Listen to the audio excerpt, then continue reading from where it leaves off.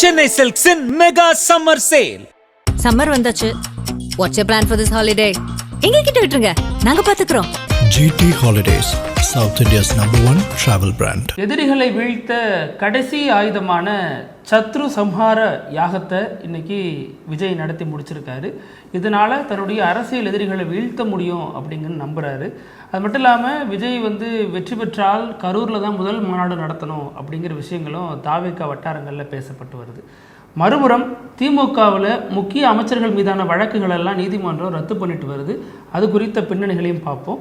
இந்த விவகாரத்தை பொறுத்த வரைக்கும் அதிமுகவுடைய தலையெழுத்தை மாற்றக்கூடிய கேம் சேஞ்சராக சசிகலா மாறியிருக்காங்க அப்படிங்கிற விஷயங்களும் விவாதிக்கப்பட்டு வருது. எல்லாத்தையும் விரிவாக பேசிடலாம். Welcome to sensation.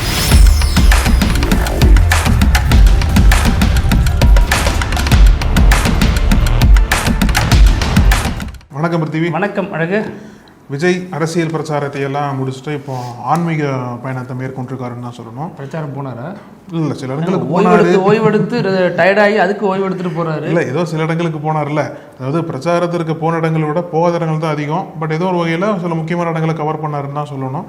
இப்போ ஆன்மீக பயணத்தை பண்ணிட்டு இருக்காரு. இப்போ நீங்கள் சொன்னது போல இன்னைக்கு அதிகாலை திருச்செந்தூரில் ஒரு சாமி தரிசனம் பண்ணார். அதை தொடர்ந்து ரிசல்ட் வர்றதுக்குள்ள இன்னும் பல முக்கியமான ஸ்தலங்களுக்கு விஜய் போகிறது வாய்ப்பு இருக்குது அப்படின்னு சொல்லிட்டு இப்போயே பேசுகிறாங்க.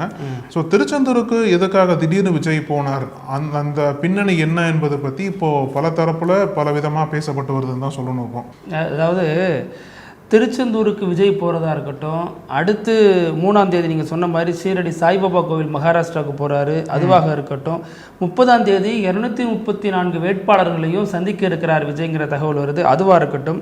இது எல்லாத்துக்கும் ஏன் இப்போ விஜய் இவ்வளோ வேகமாக வேலை செய்கிறாரு? எலெக்ஷன் டைமில் எந்த வேலையும் செய்யலை. பிரச்சாரத்தின் போது ரொம்பவுமே அதிக நாள் ஓய்வெடுத்த ஒரு தலைவர்னா அது விஜயா தான் இருந்தார். நீங்கள் பத்திரிகைகளில் லிஸ்ட் போடுவாங்க எந்தெந்த தலைவர் இன்னைக்கு எங்கெங்கே இருக்காங்க. அதில் பாதி நாட்கள் விஜய் பனையூரில் மட்டும்தான் இருப்பார். இதையெல்லாம் தாண்டி இப்போதைக்கு ஏன் தாவேகாவினுடைய அந்த எந்திரம் இவ்வளோ வேகமாக செயல்படுது, எதை நோக்கி போகிறாங்க, எதற்காக இப்படி செயல்படுறாங்க அப்படிங்கிற விஷயத்தை பார்க்கணும். இப்போ நாளைக்கு மாலை 6 மணிக்கு மேலே எக்ஸிட் போல் வர இருக்கிறது. நீங்கள் அதில் பார்த்தீங்கன்னா விஜய்க்கு ஒரு பெரிய அளவில் ஒரு சீட் எடுப்பார் விஜய் அப்படிங்கிற விஷயம் எலெக்ஷன் முடிஞ்சது, எலெக்ஷன் அன்னையிலேருந்து பேசப்பட்டிருக்கு. பார்த்தீங்களா, எலெக்ஷன் முன்னாடி இந்த விஷயம் பேசப்பட்டிருக்காது, எலெக்ஷன்லேருந்து இந்த விஷயம் பேசப்பட்டிருக்கு. இது எதுக்கான விஷயம், எதை நோக்கி தாவேகா நகர்கிறது அப்படின்னா ஒரு அஜெண்டாவை இப்போ செட் பண்ணுறாங்க. அதாவது இந்த தேர்தலில் மே 4ஆம் தேதி ரிசல்ட் வரப்போகுது. அதில் இவங்க எதிர்பார்க்கிறபடி நிறைய பேர் தாவேக்காவினர் என்ன சொல்கிறாங்க, எங்களுக்கு பெரிய வெற்றி கிடைக்க போகுது, 160 தொகுதி 180 தொகுதி நாங்கள் வெளில போகிறோம் அப்படிங்கிற விஷயம் பேசுகிறாங்க. அப்படி ஜெயிச்சுட்டா ஓகே. ஆனால் அரசியல்ங்கிறது ப்ளஸ் அண்ட் மைனஸ் உள்ளது தானே. அப்படி இல்லாத பட்சத்தில் தோல்வி அடையும் பொழுது அதற்காக ஒரு அஜெண்டா செட் பண்ணுறது தான் தாவேகா செய்யக்கூடிய இந்த வேலையெல்லாம். என்ன அப்படின்னா, நாங்கள் நல்லா தான் இருந்தோம், ஃபீல்டில் நீங்கள் போய் கேட்ட எல்லாருமே என்ன சொன்னாங்க, தாவேகா தான் வரும், தாவேகா தான் வரும்னாங்க. எக்ஸிட் போல் கருத்து கணிப்பு என்ன சொன்னிச்சு, தாவேகாவுக்கு பிரதான பவர் இருக்குன்னு சொல்லிச்சு. அதுவும் இல்லாமல் திருச்செந்தூர் போகிறப்போல எதனால் விஜய் போனார், நம்பிக்கையாக ஃபீல் பண்ணார், அதனால் போனார். அரசு அதிகாரிகள் நிறைய பேர் விஜய் சந்தித்து பேசுகிறாங்க. இவ்வளவுக்கு பிறகும் இது நடக்கலைன்னா யார் காரணம்? திமுக தான் காரணம். அந்த ஓட்டிங் மிஷின் தான் காரணம். திமுக மட்டும் இல்லை, பிஜேபியும் காரணம். பிஜேபி காரணம் அப்படி சொல்லுவாங்களான்னு தெரியல. இது வரைக்கும் பிஜேபி எங்கேயும் சொன்ன மாதிரி தெரியல. திமுகங்கிறது கொஞ்சம் எளிதான டார்கெட்டாக இருக்குது, ஈஸியாக பண்ணிடலாம். இதில் நீங்கள் இன்னொன்று பார்த்தீங்கன்னா சத்ரு சம்ஹார யாகம், ஜெயலலிதா அடிக்கடி இந்த மாதிரியான யாகங்கள் பண்ணுவாங்க சசிகலாவோட சேர்ந்து. எடப்பாடி பழனிசாமி இந்த மாதிரியான யாகங்கள் பண்ணுவார். அதற்கடுத்து திராவிட இயக்க தலைவர்கள் இப்படி வெளிப்படையான யாகங்கள் எங்கேயும் நம்ம பண்ணி பார்த்துருக்க முடியாது. கலைஞர் கோவிலுக்கே போகிறது பெரிய அளவில் பார்த்துருக்க முடியாது. ஸ்டாலின் 90 பூசினாலும் பிற்காலங்களில் 90 அழிச்ச வீடியோவும் வைரல் ஆகிட்டு இருக்கும். ஸ்டாலினுடைய மனைவி துர்கா ஸ்டாலின் கோவில்களுக்கு போவாங்க. உதயநிதி ஸ்டாலின் கோவில்களுக்கு போகிறதோ இந்த மாதிரி பட்டவர்த்தனமாக விழுந்து வணங்குறதையோ எங்கேயுமே அவங்க வீடியோவாக எடுத்து போடுறது கிடையாது. ஆனால் விஜய் தேர்தலின் போதே 3 பதங்களுக்கும் போனதா காமிச்சாங்க. முட்டி போட்டு போனாரு, நெடுச்சான் கடையா விழுந்து வணங்கினாரு. மசூதிக்கு போனது நம்ம அப்பவே கேள்வி எழுப்பியிருந்தோம், எங்க மசூதிக்கு போய் குள்ளா வைக்கிறீங்க, திருப்பரங்குன்றத்துல பிரச்சனை வந்தா பார்க்க மாட்டேங்கிறீங்க, நீங்க கிறிஸ்தவர்களுக்கு முட்டி போட்டு நடந்து போறீங்க ஒரு தேவாலயத்துக்குள்ள, ஆனால் அதே கிறிஸ்தவர்களுடைய FCRA சட்டம் வந்தால் அது என்ன சரியா தப்பான ஒரு வார்த்தையும் சொல்ல மாட்டேங்கிறீங்க. அப்படியே கண்டிச்சாலும் அதில் பாஜகங்கிற பேரே இடம்பெற மாட்டேங்குது. இப்படி எதுலேயுமே இப்போ இந்துங்கிறீங்க. இப்போ இன்னைக்கு திருச்செந்தூர் போயிருக்காரு, பக்கத்தில் திருப்பரங்குன்றத்தில் பிரச்சனை நடந்துச்சு, திருப்பரங்குன்றத்துக்கு அவர் போனாரா, திருப்பரங்குன்றத்தில் நிலைப்பாட்டை சொன்னாரா, அதிமுகவே RSS காரங்க நிப்பாட்ட தயங்குறப்ப இவர் கோர் RSSலேருந்து வந்தவரை நிப்பாட்டினாரு. இப்படி பல விஷயங்களும் விஜய் பற்றின விமர்சனங்கள் இருந்தாலும் களத்தில் இந்த ஃபர்ஸ்ட் ஜெனரேஷனுடைய ஓட்டு எல்லாம் விஜய்க்கு தான் போகுது, அப்படிதான் வருது அப்படின்னு அந்த கட்சிகளும் ரொம்ப தீவிரமாக நம்பினாங்க. ஆமாம், அதனால தான் வந்து அவங்க உற்சாகமாக இருக்காங்கன்னு சொல்லணும். ஏன்னா இப்போ விஜய் வந்து அந்த ஓட்டிங் நடந்தது இல்லையா, அதுக்கு அடுத்த நாளே பல முக்கியமான தலைவர்களை வந்து சென்னையில் கூப்பிட்டு பேசினதாகவும் அவங்க கொடுத்த அந்த பூஸ்ட், அவங்க கொடுத்த எனர்ஜி இருக்குல்ல, தலைவரே எல்லாம் நமக்கு தான் போடுறாங்க, நம்ம தான் அந்த ஆட்சி அமைக்க போகிறோம், அப்படி இல்லை அப்படின்னா ஆட்சி அமைப்போம், அப்படி இல்லைன்னா நம்மளை விட்டுட்டு யாருனாலையும் தனித்து ஆட்சி பண்ண முடியாது அப்படின்ற மாதிரி பல தகவல்களை அப்போ வந்து பகிர்ந்துட்டு வர போல. இந்த தகவலாம் கேட்கறதுக்கு விஜய்க்கு ரொம்ப நல்லா இருந்திருக்கும். ஏன்னா உண்மையிலேயே இப்போ நம்ம ஆட்சி அமைச்சிருவோம் அப்படின்ற ஒரு நம்பிக்கை, அப்படின்ற ஒரு சந்தோஷத்தில் விஜய் இருக்காரு போல் இருக்கு இன்னும். அதாவது நீங்க பாத்தீங்கன்னா திருச்செந்தூர் சாமி தரிசனத்துக்கு சைலண்டா வந்துட்டு போனார் விஜய். எந்த பெரிய ஒரு நைட்டு கிளம்பி போனதா சொல்றாங்க. இதற்காக வர முடிஞ்ச விஜய்க்கு கரூருக்காக போக முடியலங்கிற அதே கேள்விதான் எல்லா இடத்துலயும் திரும்ப திரும்ப வருது.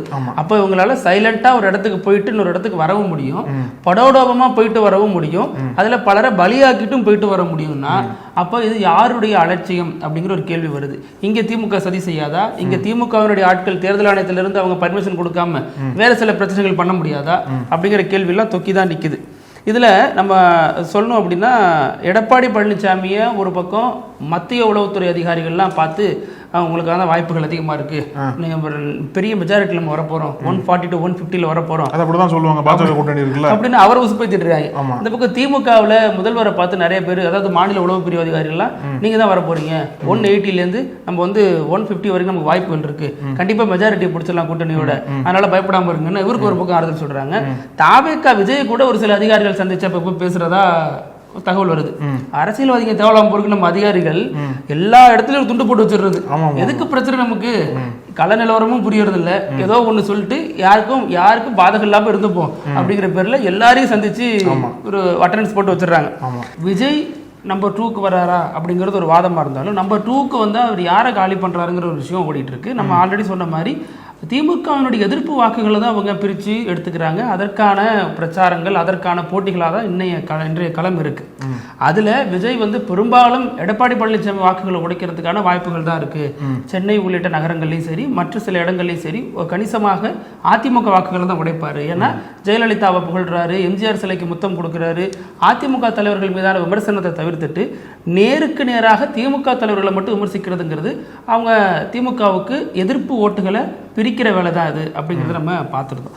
அந்த அடிப்படையில் இப்போ எடப்பாடி பழனிசாமி வேறொரு திட்டத்தில் இருக்காராம். முழு நம்பிக்கை ஒரு பக்கம் இருக்கு, ஆட்சிக்கு வந்துருவோன்னு. ஒருவேளை வரலன்னா பிளான் பி என்ன பண்ணியிருக்காருன்னா, நம்ம வந்து முன்னாடியே ராமதாஸ் அத்வாலே அன்னைக்கே சொல்லிட்டாரு, ஆட்சிக்கு பிறகு கருத்து கணிப்புகள் இதெல்லாம் தாண்டி விஜய் ஒரு கணிசமான தொகுதிகள் பெற்றார் அப்படின்னா அவர் கூட பாஜக கூட்டணி வைப்பாங்க, அலையன்ஸ் வைப்போம் அப்படின்னாங்க.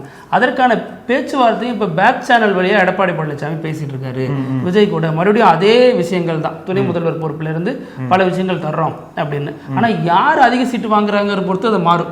எடப்பாடி துணை முதல்வர் ஆகிறாரா, அல்லது விஜய் துணை முதல்வர் ஆகிறாரா, அல்லது நம்பர் 2லயே அவங்க 2 பேரும் போட்டிடுறாங்களா அப்படிங்கிறது. அதையும் தாண்டி விஜய்க்கு அந்த அளவுக்கு செல்வாக்கு இருக்குமா, ஊதி பெரிதாக்கப்பட்ட பிம்பமா அப்படிங்கறதையும் பார்க்கணும். ரெண்டாவது, நாங்க வந்து பெரிய செல்வாக்குல இருந்தோம், அதை திமுக தடுத்துருச்சு அப்படிங்கிறது தான் விஜய் இந்த இடைப்பட்ட தேர்தலுக்கு பிறகான இந்த இடைப்பட்ட காலங்களில் செய்யக்கூடிய அரசியலா இருக்கு. அது வந்து மக்கள் செல்வாக்கு நிறைய இருந்தாலும் திமுக திட்டமிட்டு எங்களை தோக்கடிச்சிருச்சு, அதாவது பேலட்ல வந்து மக்கள் வாக்களித்த பிறகும் கூட திமுக அந்த சதியை செஞ்சிருச்சுன்னு தனது கருத்துக்களை பரப்புறதுக்கு இப்பவே அந்த டீம் தயாராகிட்டு இருக்குது அப்படிங்கிற விஷயமும் பேசப்படுது. இதுல சசிகலாங்கிற முக்கியமான ரோல் வந்து ஒரு பிளே பண்றாங்க. அவங்க உடைக்கிற ஓட்டு விஜய்க்கு சாதகமா மாறுது. ஏன்னா அவங்க இப்ப விஜய் எப்படி திமுகவுக்கு எதிரான ஓட்டுகளை உடைக்கிறாரோ அது மாதிரி சசிகலா எடப்பாடிக்கு ஆதரவான ஓட்டுகளை உடைக்கிறாங்க. ஏன்னா எடப்பாடி வந்து கட்சிக்காரங்க இரட்டையிலக்காரங்க எடப்பாடி ஓட்டு போட போறாங்க. ஆனா சமூக ரீதியா பிளவுபட்டு பாக்குறப்ப எங்க சமூகத்துக்கு உரிய அங்கீகாரம் அவர் தரமாட்டேங்கிறாரு அப்படிங்கிற கோவத்துல இருக்கிற பல இடங்கள்ல சசிகலாவினுடைய ஆதரவாளர் வாக்குகளை உடைக்கிறாங்க. குறிப்பா எடப்பாடியினுடைய தொகுதியிலேயே சசிகலாவினுடைய வேட்பாளர் தான் நிறுத்தப்பட்டிருக்காரு. சசிகலா வந்து எடப்பாடி பழனிசாமி வாக்குகள் உடைச்சு சசிகலா வாக்குவாங்கல, அது விஜய்க்கு தான் போகுது. அதை அவங்க அப்பயே முடிவு பண்ணி தானே வர்றாங்க. அது வந்து சைலண்ட் கேம் சேஞ்சரா சசிகலா தான் இருக்காங்க. அவங்க நோக்கம் வந்து இப்ப விஜய் வரலன்னா அந்த ஓட்டு திமுக திரும்பி இருக்கும். விஜய் வர்றதுனால அங்க போகக்கூடிய ஓட்டு எடப்பாடிக்கு ஆதரவாக அவங்க வாக்களிக்கக்கூடிய ஓட்டு அங்கே தான் இருக்கும். எடப்பாடிக்கு எதிராக ஒரு மனநிலையில் இருக்கிற ஓட்டெல்லாம் இவங்க அறுவடை பண்றாங்க. இது விஜய்க்கு கொஞ்சம் ஃபேவரா மாறுது களத்துல. ஸோ இது எல்லாமே நம்ம கூட்டி கழிச்சு பார்த்தோம் அப்படின்னா இன்றைய தேர்தல் காலத்துல போட்டியே எடப்பாடியா விஜயாங்கிறது தான். பல இடங்கள்ல திமுக கொஞ்சம் ஜர்க்கா இருக்கு அப்படிங்கிறது களத்தை நிலவரத்தில் பார்க்க முடியுது. ஆனா அதெல்லாம் ஓவர் ஹைப் ஆனதுனால நீங்க பதட்டமா வரீங்க, அந்த அளவுக்கு ஒண்ணும் இல்லைங்க. போலிங் பூத்துல நாங்க தான் இருந்தோம், எங்களுக்கு இப்பவே ஒரு விஷயம் தெரியும், எத்தனை இடத்துல நாங்க வர போறோம், எத்தனை தொகுதியில் வெளில போறோம் அப்படின்னு தெரியும் அப்படின்னு திமுக தலைமை கிட்ட அங்க இருக்கக்கூடிய மற்ற கட்சி நிர்வாகிகள் எல்லாம் சொன்னதாக ஒரு தகவல். ஆனா அது வந்து கூட்டணிக்குள்ள இருக்கக்கூடிய கருத்தா இருக்கலாம். ஆனா பொதுவெளியில பார்க்கும்போது திமுகவுக்கும் ஏதோ ஒரு வகையில ஒரு சிக்கல் காத்திருக்கு. ஏன்னா அவங்க 2021 வந்த மாதிரி மீண்டும் அதே எழுச்சியோட திமுக வர்றது கடினம் தான்.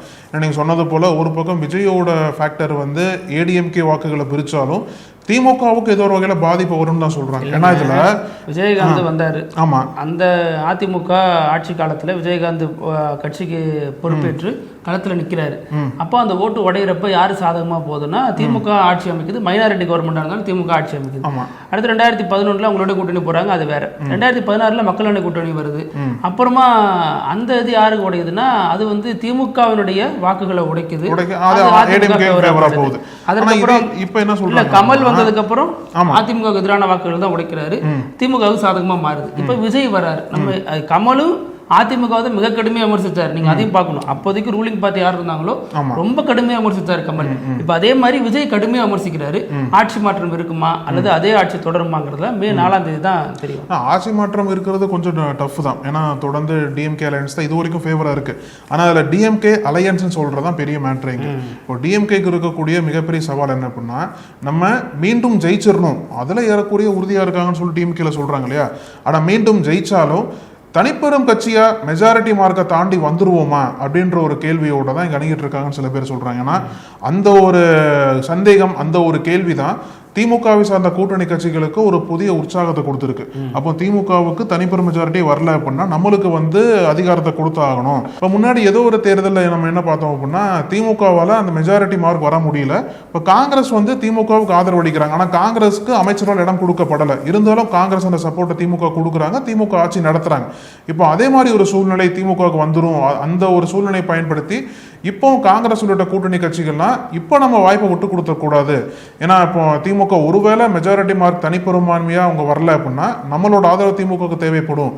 அப்போ வந்து இந்த வாட்டி நிச்சயமா அமைச்சரோட இடம் கேட்டணும்னு சொல்லிட்டு கூட்டணி கட்சிகளும் பேச்சுவார்த்தை நடத்திட்டு இருக்காங்க. காங்கிரஸுக்கு தெரியுமா அது? காங்கிரஸ் தான் பண்றதா சொல்றாங்க. காங்கிரஸ் மட்டும் இல்லாமல் விசிகா கூட அதுக்கான வாய்ப்புகள் இருக்கிறதா சொல்றாங்க. ஆனா திமுக என்னன்னா இன்னொரு பக்கம் அவங்க தெம்பா இருக்காங்க. ஏன்னா இந்த நீங்க சொன்னது போல அந்த மல்டி ஃபேக்டர் ரேஸ் இருக்குல்ல, அது வந்து உடச்சுட்டது அப்படின்னா திமுக தான் சாதகமா இருக்கு. அதனால தனிப்பெரும்பான்மையை மீறி திமுக வந்துடும் சொல்லிட்டு சில போல்ஸ் எல்லாம் சொல்லதான் செய்யறாங்க. ஆனா நாளைக்கு வெஸ்ட் பெங்காலோட போல் இருக்குல்ல, நாளைக்கு செகண்ட் ஃபேஸ் ஆஃப் போலிங் அது முடிஞ்சதுக்கு அப்புறம் எக்ஸிட் போல்ஸ்லாம் வெளியில வந்துடும். அந்த எக்ஸிட் போல்ஸ்ல வந்து மீண்டும் நம்ப முடியுமான்னு தெரியல. பட் இருந்தாலும் ஏதோ ஒரு வகையில close to the real numbers அப்படின்ற மாதிரி தான் எடுத்துக்கலாம். எக்ஸிட் போல்ல பெரும்பாலும் வட இந்திய ஊடகங்கள் எல்லாமே விஜய பெரிய அளவில் தூக்கி பிடிக்குது. ஆமா, அப்ப நீங்க அதிலே புரிஞ்சுக்கலாம் பின்னணியில யார் யார் இருக்கிறா. ஏன்னா ஏன் திடீர்னு இப்போ எப்பேற்பட்ட ஒரு பெரிய முக்கியத்துவம் விஜய்க்கு தரப்படும். இங்க இருக்கக்கூடிய களத்துல இருக்கக்கூடிய தமிழ் ஊடகங்களுக்கு தெரியாத விஷயம் வட இந்திய ஊடகங்களுக்கு என்ன தெரிஞ்சு. ஏன்னா கமல்ஹாசன் வந்தப்ப இப்படிதான் தூக்கி பிடிச்சாங்க. மற்ற இந்த திமுகவுக்கு எதிரான ஒரு அலைன்னு சொல்லிக்கொண்டு நான் தான் திமுகவுக்கு மாற்றுன்னு சொல்லக்கூடிய நபர்கள் சீமான கூட அந்த அளவுக்கு பெரிய அளவில் அவங்க பேசினாங்க. இப்படி பல விஷயத்தை நீங்க கவனிச்சு பார்த்தீங்கன்னா விஜய்க்கு பின்னணியில யார் இருக்கிறா, என்ன திட்டம் நடக்குது, இந்த எக்ஸிட் போல வச்சு நாளைக்கு என்னென்ன கூத்துகள் அரங்கேற போகிறது அப்படிங்கிற எல்லாத்தையுமே நம்ம பார்க்க முடியும். ஆமா, இப்போ திமுக பத்தி இன்னொரு செய்தி பேசணும் அப்படின்னா 2 முக்கியமான அமைச்சர்கள் KN நேரு, ஐ பெரியசாமி, இந்த 2 அமைச்சர்களுக்கும் ஏதோ ஒரு வகையில் இப்போ அவங்களுக்கு எதிராக பல குற்றங்கள் சொல்லப்பட்டது. அமலாக்கத்துறை வந்து கொஞ்சம் கிடுக்குப்பிடி பிடிச்சி அவங்கள அழுத்திட்டு இருந்தாங்க இல்லையா தேர்தல் சமயங்களில். இப்போ ஏதோ ஒரு வகையில் அவங்களுக்கு ஏதோ ஒரு வகையில் ரிலீஃப் வந்திருக்குன்ற மாதிரி சொல்கிறாங்க. அந்த ரிலீஃப் வந்து கோர்ட் மூலியமாகவே வந்திருக்கு போல. சென்னை உயர்நீதிமன்றம் அவங்களுக்கு எதிராக இருக்கக்கூடிய வழக்குகளில் வந்து ஐ பெரியசாமிக்கு ரத்து பண்ணியிருக்காங்க அந்த வழக்கை, இடி பதிஞ்ச வழக்கு. KN நேருக்கு வந்து சென்னை உயர்நீதிமன்றம் முன்னாடி இடி கிளைம் பண்ணச்சு இல்லையா, அந்த மாதிரி நாங்கள் வந்து KN நேரு மீது கேஸை போட சொல்ல உத்தரவை கொடுக்கலன்னு சொல்லிட்டு சென்னை உயர்நீதிமன்றம் ஒரு பொது தீர்ப்பை கொடுத்துருக்காங்க. அதாவது நகராட்சி துறையில நடந்த முறைகேடுகள் குறித்து தான் வழக்கு பதிவு பண்ண சொன்னமே ஒழிய KN நேரு மீது வழக்கு பதிவு பண்ணுங்க நாங்க சொல்லல, தனிப்பட்ட முறையில் சொல்லலாம் அப்படிங்கன்னு ரொம்ப கிளியர் கட்டா சொல்லியிருக்காங்க. ஆனா இதெல்லாம் எலெக்ஷனுக்கு பிறகுதான் இந்த செய்திகள் வெளியாகுது. அதையும் நம்ம கவனத்தில் கொள்ள வேண்டியதா இருக்கு. இப்போ இன்னொன்று பார்த்தீங்க அப்படின்னா விஜய் நம்பர் 2 வராரா நம்பர் 3 வராராங்கிற தாண்டி ஒரு தலைவர் பெரிதாக எந்த பிரச்சனையும் குரல் கொடுக்காம சமீபத்தில் இப்ப நடந்துகிட்டு இருக்கிற கிறிஸ்டியன் தலித்துகளுக்கு எதிரான ஒரு தீர்ப்புங்கிறது பெரிய அளவுல ஒரு கொந்தளிப்பை ஏற்படுத்தியிருக்கு. அதாவது கிறிஸ்டியன் தலித்துகளுக்கு அந்த வன்கொடுமை தடுப்பு சட்டம் வந்து அவங்களுக்கு சரியா கவர் ஆகாது. ஏன்னா அவங்க ஹிந்துல இருந்து மதம் மாறிட்டாங்க. அதாவது ஜாதியால ஒருத்தவங்களுக்கு நடந்த வன்கொடுமைகள் மதமாக மாறும் பொழுது அந்த வன்கொடுமை தடுப்பு சட்டம் அவங்கள பாதுகாக்காது அப்படின்னு சுப்ரீம் கோர்ட் சொன்னதுக்கு எதிராக தலித் அமைப்புகள், முற்போக்கு அமைப்புகள் எல்லாமே எதிராக களத்தில் நிக்குது. விஜய் என்ன பண்ணாருங்கிற ஒரு கேள்வி இருக்கு. இது மட்டும் இல்லாம பல விஷயங்கள்ல விஜய் அமைதியாவே இருந்து பிரச்சாரத்துக்கு கூட போகாம, சென்சிட்டிவான விஷயங்கள்ல பதில் சொல்லாம, திருப்பரங்குன்றமா இருக்கலாம் அல்லது கவின் படுகொலையா இருக்கலாம், இது எதுவுமே விஜய் வந்து ஒரு ஸ்டாண்ட் எடுக்காம ஒரு பக்கம் நிக்காம வெறுமனே திரைப்பட மாயையை வச்சு மட்டுமே அவர் ஒரு கணிசமான தொகுதி 20 தொகுதிகள் வாங்கினா கூட அது தமிழ் சமூகம் தன்னை வந்து மறுபரிசீலனைக்கு உட்படுத்திக் கொள்ள வேண்டிய ஒரு அவசியத்தை உணர்த்துறதாக இருக்கும். ஆனா இதுல வந்து உழைக்கணும், உழைச்சதுனால ஒரு பலன் அறுவடை பண்ணணும். நம்ம ஓய்விலே இருப்போம், ஆனாலும் பலன் வருது அப்படின்னா அது மிக மோசமான பின்விளைவுகளை ஏற்படுத்தும். நமக்கு மட்டும் இல்லை, தமிழகத்துக்குமே அது ஏற்படும். ஆனால் இதில் நீங்கள் சொன்னீங்க இல்லையா, பல முக்கியமான பிரச்சனைகள் வந்து விஜய் இது வரைக்கும் பெருசாக பேசல பண்ணிட்டு அந்த ஒரு கோபம் என்பது பொதுவான மக்கள் இடத்துல இருக்கு. அந்த கோபம், ஒரு ஆதங்கம், ஒரு எதிர்குரல் என்பது தொடர்ந்து எழுப்பிட்டே இருக்காங்க. ஆனால் விஜயோட பார்வையில் எப்படி இருக்கு அப்படின்னா, நம்மளை ஃபாலோ பண்ணக்கூடிய பெருசா எதிர்பார்க்கல இதை பத்தி பேசணும் அப்படின்ட்டு அந்த ஒரு நோக்கத்துல தான் இருக்காரு போல் இருக்கு. அதான் தெரியுது. 4ஆம் தேதி தெரியும் பாருங்க. அது வந்து ஒரு மாயை தான். இப்ப நிறைய பேர் அதுதான் நம்புறாரு அவரு. இல்ல அத வியூஸ் இப்ப நிறைய ரீல்ஸ் எல்லாம் போடுறாங்கல்ல, அந்த ரீல்ஸ் எல்லாம் போடுறவங்க யாருன்னு பாத்தீங்கன்னா மேல்தட்டு மக்களா இருப்பாங்க அல்லது மிடில் கிளாஸ் மக்களா இருப்பாங்க, இல்லைன்னா வெளிநாட்டுல இருக்கிறவங்களா இருப்பாங்க. நீங்க வந்து ஒரு அரசு பள்ளியில படிக்கிற மாணவனோ அல்லது நம்ம போய் களத்துல கேட்கிறப்ப நான் வந்து கூலி வேலைக்கு போறேன், 2 பிள்ளைக்கும் காலையில சாப்பாடு மத்தியானம் சாப்பாடு கிடைச்சிருது, என் புருஷன் வேலைக்கு போயிடுறாரு அப்படின்னு சொல்லக்கூடிய அந்த தாய்மாரோ என்ன நினைப்பாங்க, இந்த தேர்தலில் என்ன முடிவெடுத்திருப்பாங்க அப்படிங்கிறது தான் மே 4ஆம் தேதி தெரிந்து கொள்ள இருக்கிற அனைவருக்கும் ஒரு ஆவலான ஒரு விஷயமா இருக்கும். ஏன்னா அந்த வந்து விஜய் ரசிக்கக்கூடிய மக்கள் வந்து இதெல்லாம் பெருசா எதிர்பார்க்கல. ஏன்னா அவங்களுக்கு இந்த பெருசா ஈடுபாடு கிடையாது. இருக்கிறது தாங்க, சீமான் வந்தாலும் இந்த ஒரு கமல் வந்தாலும் இந்த இல்ல இதெல்லாம் பேசணும்னு சொல்லிட்டு எதிர்பார்க்கல அவங்க. அதனாலதான் விஜய் அமைதியா இருக்காருன்ற ஒரு கேள்வியில இருக்கு. ஆனா விஜய் வந்து அந்த ஃபாலோவர்ஸையும் தாண்டி எல்லா பொதுமக்களுக்கும் பேச வேண்டிய தேவை எழுந்திருக்குல்ல, அதையும் புரிஞ்சுக்க மாட்டான்னு தெரியல கடைசி வரைக்கும். புரிஞ்சுப்பாரு, மே 4ஆம் தேதி புரிஞ்சுப்பாரு. ஆமா. அப்புறம் நிகழ்ச்சியினுடைய இறுதி பகுதி இப்படி எல்லாமா நடக்கும் அப்படிங்கிற வினோத செய்தி. இதுல வந்து உண்மையிலேயே செய்தி பார்க்குறப்ப பக்குன்னு தான் இருந்துச்சு. அதாவது ஒடிசா மாநிலத்துல ஒரு கூலி தொழிலாளி இருக்காரு. ஆமா, இது உண்மையிலேயே வந்து காலையில ட்ரெண்டிங்கா போயிட்டு இருந்தாங்க. இப்படி இல்லாம நடக்கும்னு சொல்லிட்டு உண்மையிலேயே வருத்தமா இருக்கு இதெல்லாம் கேட்க. அவரு என்னன்னா அவர் வந்து பேங்குக்கு பல தடவை போயிட்டு வந்திருக்காரு. எதுக்காக போயிட்டு வந்தாருன்னா, அவரது சகோதரியோட அக்கௌண்ட்ல 20,000 பணம் கிடக்கு, அதை நான் எடுக்கணும், கொடுத்தீங்கன்னா பெரிய உதவியா இருக்கு, சகோதரி அழைச்சிட்டு வாங்க அப்படின்ட்டு இருக்காங்க. சகோதரி இறந்துட்டாங்க, அதனால அவங்கள அழைச்சிட்டு வர முடியாது அப்படின்னு பேங்க்ல சொல்லியிருக்காரு. மீண்டும் பேங்க் வந்து பல முறை இல்ல அதெல்லாம் எங்களுக்கு கிடையாது, எங்களுக்கு ரிட்டர்னா வேணும், நீங்க போய் அழைச்சிட்டு வாங்க, அவங்க சொன்னாதான் அக்கௌண்ட்ல தர முடியும் அப்படின்ட்டு இருக்காங்க. என்னங்க இது, நான் கஷ்டப்படுறேன், அவங்க இறந்துட்டாங்கன்னு சொல்றேன், அதுக்கான டாக்குமெண்ட் சப்மிட் பண்றேன், ஆனால் நம்ப மாட்டேங்கிறீங்களே, நான் என்ன பண்றதுன்னு கேட்கிறப்ப அதெல்லாம் எங்களுக்கு தெரியாதுங்க, எங்களுக்கு இதுதான் ரூல்ஸ், ஃபாலோ பண்ணுவோம், போயிட்டு வாங்க அப்படின்ட்டாங்க. என்ன பண்ணிருக்காரு, விரக்தியோட உச்சத்துக்கே போயிட்டு சகோதரியை புதைத்த இடத்துல இருந்து அவரது எலும்பு துண்டோட தூக்கிட்டு வந்திருக்காரு, ரோட்லயே நடந்து வந்திருக்காரு. எல்லாரும் ஷாக் ஆயிட்டாங்க. ஷாக் ஆயிட்டு பேங்க்ல போயிட்டு சம்பந்தமா கேட்டீங்க பாருங்க அப்படிங்கிற மாதிரி பேசிருக்கு. இந்த சம்பவம் தான் பெரிய வினோதமா பேசுறாங்க. இது வந்து அங்க ஒரிசா அரசாங்கத்துக்கே பெரிய ஒரு தலைவலியா வந்திருக்குன்னு நான் சொல்லணும்னா, காமன் பீப்புளை எப்படி வந்து பேங்க்ஸ் நடத்துறாங்கன்ற ஒரு கேள்வி இருக்குல்ல. ஏன்னா மேல்தட்டு மக்களுக்கு எல்லாம் ஈஸியா கடன் கொடுத்துருவாங்க, கடனை தள்ளுபடி பண்றாங்க. ஆனா இந்த மாதிரி இருக்கக்கூடிய சாமானிய மக்களை வந்து பேங்க் எதற்காக அலைக்கழிக்கிறாங்கன்ற மாதிரி பல கேள்விகள் இன்னைக்கு இந்த சம்பவத்தை தொடர்ந்து கேட்கப்பட்டது. அதுக்கு அந்த பேங்க் மேனேஜர் என்ன சொல்றாரு அப்படின்னா, இல்ல எங்களுக்குன்னு ஒரு ரூல்ஸ் இருக்குங்க, அந்த ரூல்ஸ் படி நாங்க வந்து அந்த அக்கௌண்ட் ஹோல்டர் வந்தாலும் இது பண்ண முடியும், இல்லைன்னா அது முன்னாடி என்ன பண்ணிருக்கணும், அக்கௌண்ட் ஹோல்டர் இறந்துட்டாங்க அப்படின்னா அது குறித்தான சான்றிதழ் கேட்டிருக்கணும் பேங்க், இறப்பு சான்றிதழ் நம்பலன்னு தான் சொல்றாங்க. அதனால அந்த ஒரிசா அரசாங்கம் வந்து இது குறித்து பேங்க் மீது விசாரணை நடத்தப்படணும்னு சொல்லியிருக்காங்க. ஸோ இருந்தாலுமே இந்த காட்சிகள்லாம் இன்னும் பார்த்துட்டு இதெல்லாம் ஒரு எலைட் மனநிலை தான். நம்ம நிறைய படிச்சு வந்து யாருக்கு உதவி பண்ணணும், இல்லாதவங்களுக்கு உதவி பண்ணணும். நீங்க அவங்க இல்லை அப்படிங்கிறதுனாலே உதவி பண்ணாம போறதுனுடைய கொடுமை என்னன்னா இப்படிதான் நடக்கும். சாதாரண சாமானியனுக்கு உதவி பண்ணதான் எல்லாருமே கஷ்டப்படுறோம், படிக்கிறோம், வர்றோம். அந்த நம்மளுடைய உழைப்பு நம்மளுடைய வருமானம் பார்க்காம சமூகம் என்ன பலனடைஞ்சு அப்படிங்கிறதையும் பார்க்கணும். அதை அந்த வங்கி அதிகாரிகள் செய்ய தவறிட்டாங்க அப்படிங்கிறத நமது பார்வையா இருக்கு. பேசும் அழகு. மீண்டும் பல செய்திகளோட சந்திக்கலாம். நன்றி. தொடர்ந்து பேசலாம். நன்றி. நக்கீரன் டிவிக்கு சப்ஸ்கிரைப் செய்யுங்கள். உங்கள் ஆதரவே எங்கள் பலம். ஆசிரியர்களுக்கு நண்பனாகவும் மாணவர்களுக்கு ஆசானாகவும் திகழும் தேர்வு வழிகாட்டி. ஒவ்வொரு பாடத்திற்கும் அனுபவமிக்க ஆசிரியர்களின் துல்லியமான தெளிவான விடைகள். CNC இருக்கு, தேர்வு பயம் எதற்கு? இது தீரன் பப்ளிஷிங் ஹவுஸ் விற்பனை வெளியீடு.